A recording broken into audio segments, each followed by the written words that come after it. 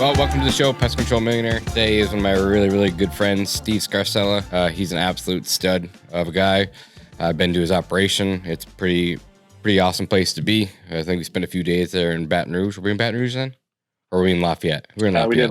We did Lafayette, then drove through Baton Rouge. Yeah, it was a really cool place to see. I'm sure you guys got a ton of knowledge out of this. Lots of golden nuggets that Steve will throw at us. He's the CEO of Brothers Services Inc., and he also owns Olivier's as well. What's Olivier's name? It's Olivier's. How does it? Olivier Sprinklers and Drainage. Yeah, that's what it is. They're pushing just passing $6 million in revenue. So he runs a big operation. So I've seen it, been there. It's pretty awesome. So welcome to the show, Steve. I appreciate you being here. Thanks, Jonas. So I know you've been doing this for a really long time. How many years have you been in the industry? 21 years. 21 years. So you've been at it a long time. So kind of give us your background of like how you got into it and where you started and then kind of where you're at today. So we started kind of by accident. I bought a weed eater that was excessively expensive in my mother's eyes. And she said, you need to go make money with that or don't come home. And I was 18 and kind of took her seriously because I needed a place to stay. And I left and started knocking doors until I figured out how to get a customer to trust me, because an 18-year-old knocking on your door and they want your money and willing to provide a service, but no uniform, kind of looked raggedy. Not everybody took to that. And as we started figuring that out, we got a couple more clients and needed a mower and then found a trailer in the woods. We took it out of the woods, got it stamped by DOT, and were able to eventually pull a trailer. Then we kind of continued along. We got to that point where we hit that first million, and we thought we were smarter than everybody else. Just didn't realize that we don't know anything yet. I met my first peer group at about $1 million. That's where I met you, Jonas. Yep. And we started getting serious with it. I did a tire business in the meantime because I thought that was smart, that where I can store trucks during the night, it could be open during the day and sell tires. Then I got into the restaurant industry, which was eye-opening. Did that for 5 years along with the landscape company. And in about the last 5 years, we've gotten really serious with Brothers and kind of set the path by naming our goals and knowing where we're heading and talking to the right people and putting the right work down and the right people in place. And we've been able to get some good growth, and the future's looking bright. Yeah. And then what year did you acquire Olivier's? 3 years ago. So that would have been, it was the day COVID hit, we signed paperwork. The day they shut all the schools down. So walk us through that. How scary was that? So we're buying a very well-established company. They were doing like $3 million, right? About a couple million. Yeah. And they had an amazing owner that wanted to join forces with us. And the company's asset was its name and the owner. He's, the most natural, sincere salesperson you'll ever meet. And it's just because he knows his shit. I mean, he talks the talk and walks the walk. He wanted me to handle the labor issues, the equipment issues, trucks, insurance. He wanted to go sell. So he's still with the team to this day. And it was a little scary because, the day we finally signed, we had to go pick up our kids at school because they were told that there's a death virus going around and we didn't know what the future would look like. Very questionable 3 months. We ended up just kind of putting our head down and go, let's just go to work. And that's about all it took. And we came out the other side of COVID pretty well. Yeah. How far was Olivier's from your current location? In miles, I want to say it's about 13 miles, but it was a depending on what time of day you left, it could have been a 30 to 40-minute drive. Yeah, is that something that you drive on a regular basis, weekly basis? Do you ever go there? What does that look like? They are now at a central location with us. Cool. So I would go once every 2 weeks out there, but not any more often than that. It may have been needed, but it was a trek. I ended up spending more time visiting them on site than at the actual shop. Right on. And now the people that are listening, like, I'm gonna ask this question, I know the answer to, but did you drive there or did you fly there? No, I drove there. We fly to the our Baton Rouge location, which is a hour and 20-minute drive, but it's an 11-minute flight, so it's a lot better. Yeah, I have been flying with you, Steve, and it was pretty interesting. But I'd say that Steve is extremely smart, and watching him handle those controls, and he's an amazing pilot. He's super sharp on his game. But we had a fun trip that night, didn't we? We sure had a great time. I made you a little shorter, but we had a good time. I still think I have a bump on my head for some reason. I don't think I've ever been so scared in my life. I didn't know what was going on. Oh man, that buzzard came out of nowhere. It did, and also the next thing you know, we're going straight down, and it was wild. Did we go up or did we go down? I think we were going down, right? We went down. We typically birds like to dive when they see an aircraft, and this bird just decided completely to, play chicken with us, and it won. It did, and I lost. And I guess we might as well finish the story. I'm sitting in the back, and you and Chase are up in the front. And next thing you know, we're just cruising along talking, and also the next thing we're going straight down. And what I thought I saw was like the windshield caving in. That's just, I must have been like the reflection of the ground or the sun. So I'm just in a straight panic that we were dying. And then I don't know, 15, 20 seconds later, it seemed like an eternity.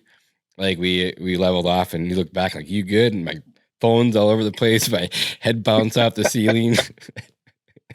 And then I think we even missed our landing, didn't we? Didn't we have to like turn back around and go back through? We did make a 360, yeah.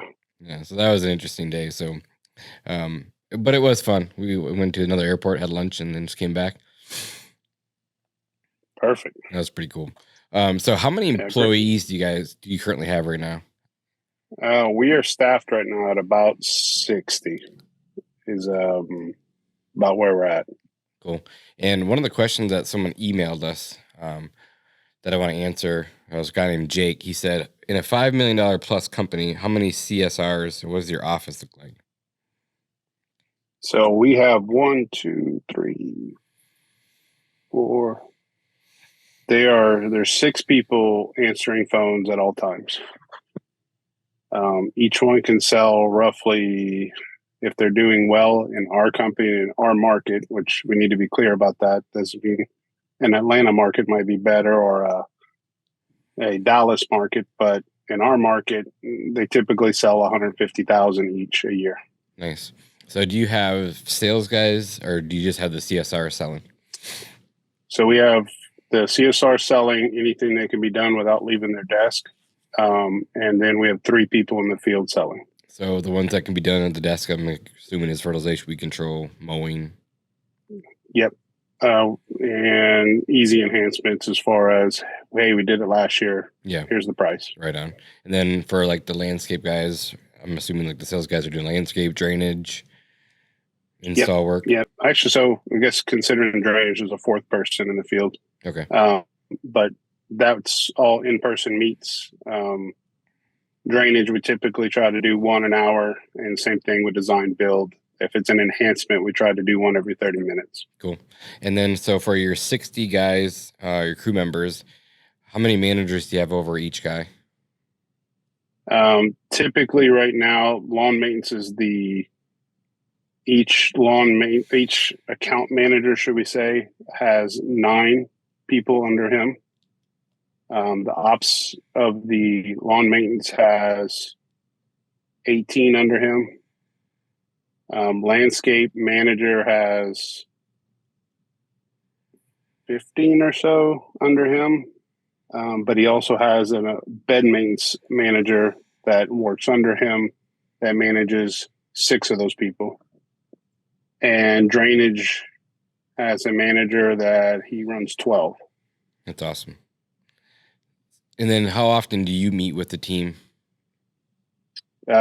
Leadership is week, one-on-ones a couple times during the week. So I will touch every manager once a week. That's cool. And twice a week with the leadership. So yeah. And from what I remember, what was really cool about you, Steve, is that you hired a girl, right? A lady that rides with you everywhere you go. First, it was Ann. Yes. Yep. First is Ann. I have an assistant that does design build with me. She's a rock star. She's has a little bit of a horticulture background. She's been in the field previously with one of her own companies with her ex-husband, and she knows the stuff. So I didn't have to teach her the language. She, lack of better words, I'm able to be engaged with the client, talking, and she could take notes, and she knows what to take notes on. That's awesome. So what does Steve's day-to-day look like this time of year? I know you just said you're getting you just had 150 new customers in the last 3 weeks, something like that. Yeah, my day-to-day is completely sales now. I am the lead design build salesperson. So on the organizational chart, I hold the visionary position, and then I sit in the sales seat as far as, let's call it, sales manager / top salesperson. What is go ahead. What's the revenue split for your company now as far as maintenance versus landscape install and drainage? We are evenly split. Right. So right at $3 million each. Nice. That's awesome. So when you're talking about, you're the salesperson on big projects. I've seen some of the designs you guys do is pretty awesome. But what does the typical job look like for you guys for landscape design? It depends on a typical residential project. It can be, if we're doing the pool with our pool builder that we use, to everything can be a $200,000, $300,000 project. Typically, let's go with the normal, slightly custom home. It's anywhere from $30,000 to $60,000 on a typical install. Yeah, and you sub out all the pool work, right? All the pool work's done through our pool builder. Yep. What do you like better? Do you like the landscape design build side of the business, or do you like the maintenance side, fertilizer weed control side? Well, that's a tough question, because if we go off of profit margins, there's certain things we like more as owners. Yep. And on the lawn side, I love equipment. That's, I guess, the little boy in me wants to talk about all the fun equipment we're allowed to have. The business side of me likes weed and fert, likes design build, and then the selfish side of me I just like going to do sales and meeting people and talking, and let my production team deliver on what the vision is, and let people have a space that they're going to enjoy. Yeah. Do you guys follow Traction or EOS or anything like that? We do a version that is not appropriate probably in the creators of Traction, but we do a version that's working for us right now. After visiting a few people that were using EOS, we have a pretty good version. It's we're going to get more serious, I think, with EOS. I don't know if there's a way of avoiding it for us. Yeah, I agree with you. And you guys are growing super fast, and that's what I want to talk about next. So we got to learn about your business, which was really cool. But like I said, when I met you, you were doing like $1 million, and you went from $1 million to $6 million in like 4 years, and that's pretty incredible. What was the mindset shift? Do you think that was the biggest thing, is just meeting the right people? My number one drive is competition. I got to meet people like you, Chase, Brandon Peterman, just Jason Brassfield, all these guys that I became super in tune with, and going, why is my business not as great as theirs? And that was the mind shift. Is going, I need to get my shit together, and let's provide the best possible product at the best possible price, but let's do it at some scale now. Yeah. And we were able to really start doing that to the point where we were able to make the Inc. 5000 list, which we've been holding 37% growth over the last 4 years. So it's that, I think that's the mind shift, Jonas, is just meeting those first set of guys. I mean, I sat at your table that very first day, and just y'all were already talking on a level that I was ignorant to. Nothing, no sugarcoating it. It was, I thought I knew something, and you guys quickly taught me I knew nothing, in a positive way too. Yeah, and you're super sharp, Steven. So you picked up on quick, like with what everyone was talking about. You're an implementer. You get your shit done. Like, I've been around you. I've seen you handle your employees, your kids, your wife. So you're just a great all around person, and you're super sharp. And also, the next thing you know, you're speaking Spanish and other languages. Like, holy crap, this dude's super smart, and you just took it up and ran with it. So I'm super proud of you for that. And of course, we all look up to you, and you're a good friend of ours. So it's fun to watch your journey in the last few years. So you come a long way for sure. Yeah, it's an humbling experience. You have to you look back and you wish you could go shake your 20-year-old self and go, "Hey, wake up."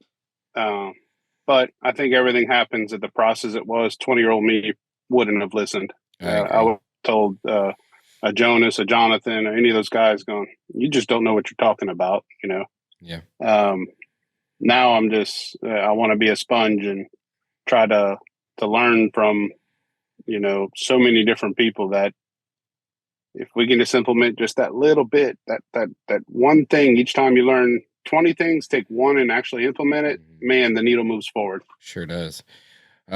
Besides the mindset shift, what is one other thing or a couple other things that really helped you push the needle? Was it the right people? Was it the right systems? All of the above? The right software was a big help in using it correctly. Yeah. I would say another one was the team is by far the number one thing. I mean, if you haven't started building a team and figuring out what the right person looks like, that's a huge issue.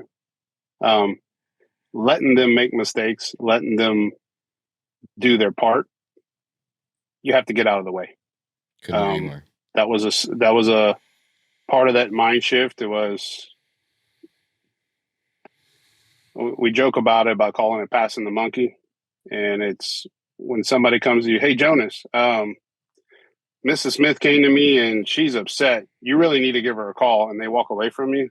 You just took your team member's monkey. Yeah. And that was their job. Yeah. The entrepreneur, the owner, the whatever you want to call yourself, we want to handle that because we've already started thinking of a solution as they talk to us. But you going and taking that monkey from them, all you've done is every time it gets a little hard for them, you're taking their thunder away. Let them own that. They're going to go there and they're going to come up with a solution for Mrs. Smith. And, they may bounce a few ideas off of you, but one big thing that happened in our growth is when a team member would come up to me with an issue without a set of solutions, I'd walk away. It wasn't to be rude or demean them. I go, "I can't talk to you. You don't." I would end up on a monkey. I was like, "Nope, turn around.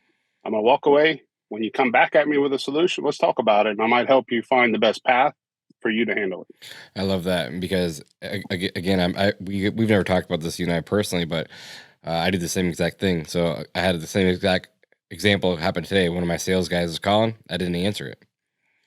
An hour later, I called him back. Said, "Hey, what's going on?" He's like, "Oh, I just had a question, but you already figured it out." So you didn't need me. They just go to you because you're so good at solving problems. But if you do that, like you said, you're taking on their monkey. They have to learn. And how did we become good at solving problems? No one else would solve them for us. Yeah, we didn't have a choice, right? Period. Yeah. No. So how do we build our team to be able to make those decisions? Step back, let them make that decision. Hey, we don't like to admit we failed and messed up and cost ourselves some money, didn't we? Man, just letting them make those decisions is a huge part. It was, we would always want to rush and solve the problem as fast as possible. Now it's letting the issue arise and watch them solve the problem is way more gratifying than you solving it if you really look back and look at it. Yeah. Do you think that that you were always the biggest bottleneck in the company? Oh, absolutely. I still am. Me too. Just Yeah, like hiring people. I need to get out of the way more. I have a team that I'd put up against a lot of people, and I, I need to figure out how to continuously get out of the way. And right now, the bottleneck in sales is me, because we always, and I say we, a lot of people are smarter than me, but I have that mentality that, oh man, well, who's going to do it as good as me? Well, guess what? About half the rest of the country can do what we do. We just got to get out of that mindset that nobody can do what we do, because they can. Yeah, great answer. And that's why we hired the people that we do, especially at scale, like where we're at now. Hiring the specific people over specific areas of the company, they're so much better at than we are. Like Yeah, in finance and operations, like they're so incredible. It's like if you thought we knew a lot until they bring someone like that in, and it's unreal how good they are. yeah. We're in the company now. We call each other tactical knives. We're not Swiss Army knives anymore. We're not going to be that one tool that does everything. We're a nice tactical knife, and we own our little department, our division of what we do. Because although a Swiss Army knife's great, do you want to go to a war with a Swiss Army knife? You want to go to war with a good tactical knife, and that's what we're trying to develop here. Yeah, I love that. And then when we were talking last week on the phone, you said that you just made a pretty big hire yourself. Yep. Actually, he's spent 24 years at another company. He's come in. He's going to take over as director of operations. He is currently working with the drainage division, getting them cleaned up, getting processes. He's just he thinks on a level that I don't. He's known. I've told him that. I mean, I've been after him for a number of years, and he's just been watching what we're doing, and he wanted to be a part of it. Complete decision on his own for him to call and go, "Hey, that position's still available," and said, "Absolutely," and he just joined the team. Yeah, that's awesome. What is one thing, and I know he hasn't been there very long, but what is one thing that he looked at already that you didn't think that you wouldn't have thought of that he brought in and said, let's just change this one thing right away? Something simple, and it's going to sound silly. The first thing he wanted to do was some of the product the drainage crews use. Their number one go-to items was on a high shelf for no reason and furthest away from the door. And he went immediately and goes, "We're changing that now." Huh, he said, awesome. "Why are we making them take an extra 13 steps in the morning and get a ladder to grab something that they need every single day?" That's really And so simple. It's simple. And I did tell him, when we fix problems as a team, that sometimes it's low-lying fruit. You don't have to go fix the huge, complicated problem. All the little small fixes make a big fix. Yeah, I agree. And then when I was there, also, you like your inventory setup was pretty cool too. I like a certain company, like I don't remember. I don't want to drop names, but a certain company would come in there and they would give you guys product and put it on the shelves, and they would actually track inventory for you, right? Something like that. Correct. Yep. They put all their SKUs out there, and we can scan them out. And as we roll into our new software, we will be using a company that actually ties into our CRM, and we'll have a live inventory on the CRM with updated pricing every 12 hours. It updates the pricing. And that was my next thing. Is like I know that you guys switched that too, and I know that they said like if anything changes with pricing, you'll know instantly when you're doing your quotes. It automatically updates in your system. Correct. So that way you're Yeah, not like it makes such a huge deal, because in design build, especially, you might have clients that quoted stuff 6 months, a year ago, revisit it either for they saved some money or their project's finally ready for your part. And you can click update, and we're going to know in 30 seconds, instead of going, "Hey client, let me call you back. I need to go call every vendor and see if anything's changed, or go to my price list." We're gonna know if there's a 1% variable in there, and we don't even have to bother the client, or if there's a 13% variable, which very commonly has happened in the last 2 years. That, hey, we need to talk. Pipe went up $3 a foot. So let's here's what your increase is. I can keep labor kind of the same, but here's where you're going to have to eat it. Yeah. So are you going to switch CRMs completely, or are you still are you going to run 2? What does that look like? We are going to run 1. So we're currently running 3. This one's going to allow us to all tie into 1. Cool. And you might as well you can tell us what it is. What are you going to switch to? We're switching to Spire. Yeah. And Chase is on the Spire too, right? I believe he is, yeah. And then that goes off revenue, I believe, the cost. It's a percentage of revenue, unlimited users. It is great for design build. If there's going to be plenty of bigger companies watching this, but smaller ones, I don't know if it's a necessity unless you are heavy design build. If you're heavy maintenance and stuff, there's nothing better than Service Autopilot out there right now for recurring maintenance in the lawn maintenance world. For all your marketing stuff, it may have an issue here or there, but it is a great product that doesn't need to be ignored either. So it's brought us where we are today. I agree. And with Aspire, will it track like your sales and things like that? Like if you have sales guys, will it track their commissions and all that? It tracks commissions. You can have a P&L per person, per crew. The big one that I like is, let's say we're doing an HOA and they have every service we offer. And it's going to know from day one, I might have 700 budgeted man hours on that project.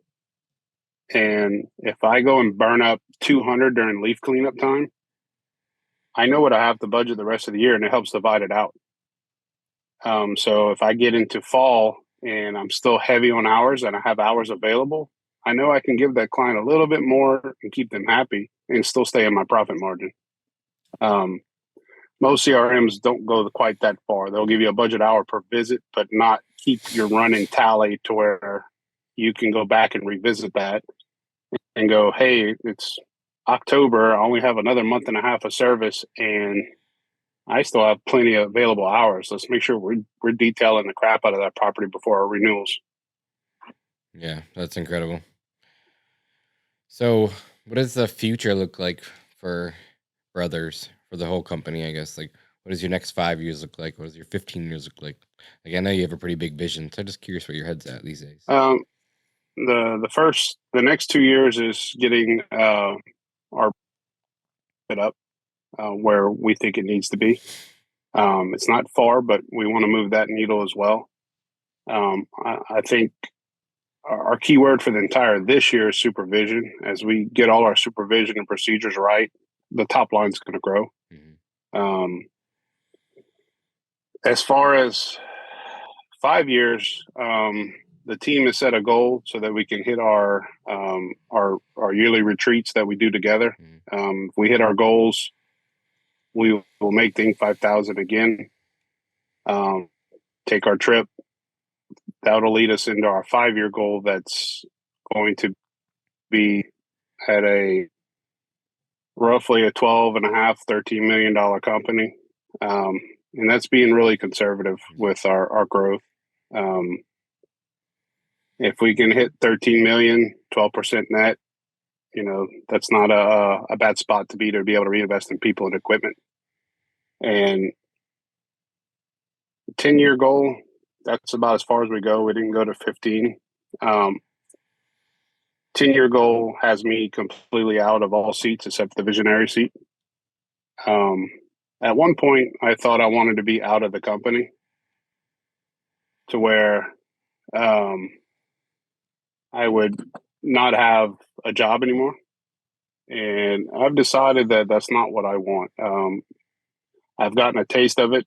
I don't mind coming in less and doing another project or another company with friends and stuff, but I want to have a position in this company because it's too much fun. Yeah. I mean, there's no other ways about it. We're having a lot of fun with this company and with the team, and I want to stay a part of that. Yeah, I love that a lot. I know you said you have one word for this year. That was pretty cool. Yep. And we do too. And our word for this year was expansion. So it's just funny. Like Yep. Like, where did you get that from? I don't know. We were sitting in our yearly meeting in Austin. We actually went to the place where you and I did our ice challenge, Yeah. and I looked at everybody and go, "We need a word for the year." I said, "With the focus on it." With all the growth, management came in last instead of managers, then growth. And we need to backpedal some supervision stuff. And once that's completely in play, I mean, we're going to be a freight train rolling. We have nothing to worry about. Cool. Will you be able to do that 13 million in those two cities, like the Baton Rouge and Lafayette? Yes, yeah. Baton Rouge could do it by itself if Yeah. What's the population of Baton Rouge? I want to say 280 if I remember right. Okay. Yeah. So we're 132 in Lafayette. Yeah. You get decent sized market then. Yep.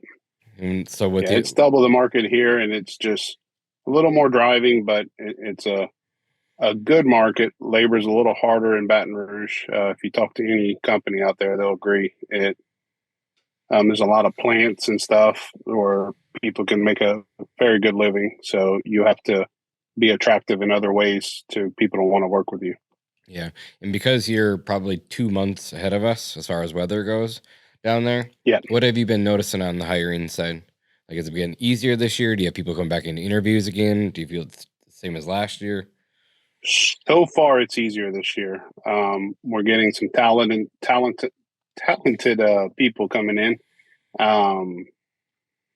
And I think some of it is our brand recognition. People want to work here. I can't tell you how many family members of existing team we have working together here. They want their wives working with them. They want their brother-in-law and so we try to embrace that. It's been a really neat place. We still have issues like any other company. We try to address them and catch them. A neat little thing is, as close as we watch data, we watched one of our veteran team members, his number started declining over a 3-week period. And we're like, man, something's going on. And we thought it was something that we messed up on routing or something. And well, it turned out he was upset with the company. And we caught that through data. We were able to go approach him and, is there anything you want to talk about? And man, did he spill the beans about some stuff that he misunderstood that he reacted to. And once we got to talk to him, he was like, oh man, I can't believe I misunderstood that. I didn't think about it that way. But instead of just letting it fester without knowing it, the data showed it. The data showed it the first week he was mad. It took us 3. I guess we're not that bright. But the 3rd week we watched him and we got to go talk to him. Hey, there's something going on, bud. And he was able to tell us, and we gave him that environment where he could. And we just left our leadership meeting about an hour ago, and numbers are right back where they're supposed to be for him. That's awesome. You found that out just through kind data. of a neat thing. And another thing that I do remember about being there is you're not afraid to address any situation on the spot. Like, you handle your business right in there. You're pretty assertive. I like I'm there every morning. I'm a little spread. I don't stay in one spot too long because now there's 3 different spots on the property since you've seen it where crews dispatch out of. Yeah. And I believe firmly in being there every morning. I'm in uniform every morning. I try to set that example, and everybody knows they can come talk to me. That's I'm not going to tell you that's the right way, but that is our way. And I want everybody to know if they got to come tell me something. I won't go undermine a manager by no means. If it's something that they want to talk about, something they saw safety wise, something about their truck, I'll gladly relay that to the person it needs to get to. But if somebody just wants to me to handle a problem that a manager needs to be handling, I'll address them to go talk to them and then come back to me if it hasn't been addressed in a certain amount of time. Then I'll get myself involved. Yeah, and definitely. I walk around here. Yeah, you still have mechanic. Do you have mechanics like on like full time? Right now we're short a mechanic for sure. We do a lot of our work internally, tires, welding, and most of the truck maintenance. But nothing heavy duty as far as like engine swaps, or none of our vehicles are old enough to want to do that anyway. But brakes and stuff we'll typically do in house unless we're too busy. Then we have a great shop that we use down the road. Cool. What is the best advice or most important advice that you've been given in business? When did it come, and who did it come from?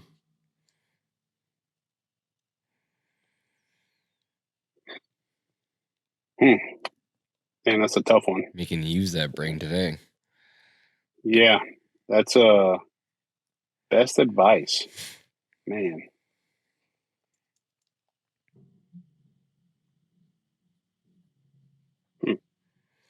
I think it would be somewhere along the lines from Jonathan,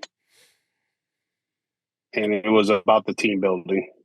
Him just addressing that there's that one key person that you can get that can be the game changer. And then along those same lines, there's certain team that may help you get to a certain point. That one's always stuck to me. That may not be with you for the rest of the journey. Yeah. That one's a hard one to swallow, though, man. Sure That's is. It's tough. I think about a couple people that are not in this company anymore that I would still like them here, but their path was over here. They hit a dead end. And Jonathan, I don't know if you remember that session we did with him, but it was they brought you to here and they're not coming along for the rest of the ride. And you got to know when to cut it loose. Yep. But man, in people's companies, sometimes your right-hand person, somebody's been there with you from day one, is on the side of you. They sometimes are just not the right person to come along to continue the growth, the scale that you want to be at. And that's probably the most valuable lesson I learned, and one I didn't want to learn, because it hurts. It hurts your feelings when you talk about people that you spent years with side by side, and now you got to tell them, you either do this or you're not a part of this anymore. And that's a hard one, man. I think that one's my number one. Awesome. And I probably know the answer to this one, but maybe I'm wrong. But who's been the biggest influence in your business, or even in your life in general? Life, dad and mom, Yeah. They've taught me what to do and not to do. Sometimes the stuff that they taught me not to do was because they did it and I got to watch and don't repeat that. That didn't work. Business wise, Jonathan Potoshnik has been I don't even know how to explain him. He's just I guess a solid dude. Yeah. He truly enjoys watching other people succeed. Mm-hmm. And I think when you get to that level of the satisfaction he gets out of that, only good things keep coming from it. And he was willing to share the stuff he knew. And he was bright enough to tell us sometimes, man, I don't know. Mm-hmm. But if he didn't know, I guarantee you the next time you talk to him, he had an answer for you. And a damn good educated answer too at that. But let me tell you what, he produced some killers out of that group. Oh man, I mean, I get chills talking about it. That is just, and I joined a little late, and I got the benefit that, I was welcomed in there like I'd been there since day one, mm-hmm. And that is the business side. That's got to be number one, and then leveraging all the relationships I've built out of that has been number two for sure. Yeah, I agree. But like I said, he figured out the top 20 people in that group, in the elite group. Like, there's some killers, like top 1% of the industry across the country. Yep. And all we had to do was listen. Yeah, listen and then implement what he said. Yeah. You'll talk to people like him, and another great one's Marty Grunder, yeah. And they'll tell us the right things. And you're right, we listen, but we have to put in the work. Mm-hmm. And if we put in the work, success is going to follow no matter what. What is Steve most proud of? My kids. Yeah, me too. Yeah, hands down. I got 3 pretty freaking awesome kids. I got all the things that I'm maybe proud of myself for, but just all over proud. Man, my 12-year-old son started flight lessons. He's a year ahead of me. I started at 13, so he spawned my second kid, Caroline. She's killing it at her travel soccer, and she's so competitive. It's pretty neat. And my 6-year-old Jacqueline, she's just me, dude. She's a little asshole, and he, he's gonna be something else. Like it's pretty intense to watch these little people grow up, and they've gotten to do some pretty cool stuff, and they know how to keep their head on straight. I like it. Yeah. And you work really hard and you're constantly working, but you get away a lot too. I mean, it does help having a plane, but you guys spend a lot of time together. Yeah, we do. We spent 3 weeks in Europe in October together as a family. We travel. I would say about every 7 weeks we're taking a family trip that's at least 4 days long, so that we can regroup. I don't mind putting in the hours that work requires, and as long as I get to do this stuff with them. How important is that to you? That's everything. There's a certain fear that comes when you do anything self-employed, entrepreneurially, whatever label we want to give this, that it may not be there tomorrow. So enjoy your time too.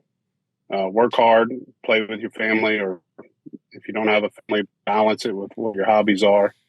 It's definitely keeps you the reason to keep coming back and put ourselves through this cycle of hard work, so you can go back and do the cool stuff. Yeah. How important has Anne been to your success? Oh, Anne is, I didn't mention her, but she's probably the hardest worker we have by a long shot. She's pretty awesome. Oh, she does everything. I don't even know how to explain that. That's, every time I've gone anywhere with y'all or anybody, everybody goes, man, I need an Ann. Yep. And first time I met her, she had a giant iPad, like putting out, like I couldn't believe it. I was like, wow, she is amazing. Yeah. She is she's been really good at separating work and home life. She's taught me how to do it better. But when it comes to work, man, she's an ace with the clients. She's great with the team. You can't fake sincerity, and that's what she has, and she's just damn good at it. Yeah, that's pretty amazing. In the next 3 to 5 years, what do you think your biggest challenges will be? It's going to be replacing myself. I'm hoping it's a 2-year problem, not 3 to 5, but I think replacing myself to where I can continue to strategize and grow with my team, but not be in the sales car, gone from the team most of the time. So do you think that'll be a sales role, or do you think it'll be a CEO role that you replace? It'll be this sales role. Chase gave me some hope on that.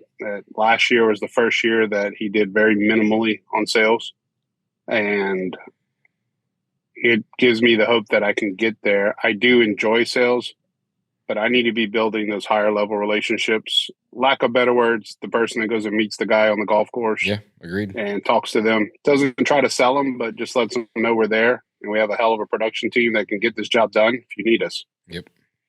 Taking clients flying, talking to them. That's more along the lines of the higher level sales that I could get into by leveraging my relationships with people that I don't currently do because I'm still involved in day-to-day sales. So, yeah, that's a great answer. And it's so true. Like, it's revenue generating income that we need to be working on, but at a different level. Correct. Cool. Well, Steve, I told you I'd keep you about 45 minutes to an hour, and dude, you absolutely crushed it. So I can't wait to have you back in the future, and thanks for being here again. And you're an absolute stud and really good friend of mine. So I appreciate your friendship. I appreciate you coming here to help us out. Well, appreciate you, but don't forget, we're still got open turf badger down here. That's the plan, right? Next year. That is the plan. We're going to do it. Absolutely. So let's, like I said, we talk all the time, but let's keep that in the back burner, and we're definitely going to do it 100% 2024, maybe 2023. Hey, I'm here. That might maybe make that sales position happen faster. Awesome. All right, buddy. Well, thanks for being here. Appreciate you. Tell Dalton thanks. Will do. Thanks for checking out another episode of the Pest Control Millionaire Podcast. If this was valuable to you, please leave us a review on iTunes or wherever you get your podcasts. It really makes a big difference for our growth. And if you do need any help growing your business, go ahead and check out pestcontrolmillionaire.com. We have lots of courses up there, from sales to operations. I have some courses there about producing short form content. Plus, we have a mentorship program where you can get one-on-one business coaching from the Pest Control Millionaire himself. Thanks for listening, and we'll see you in the next one.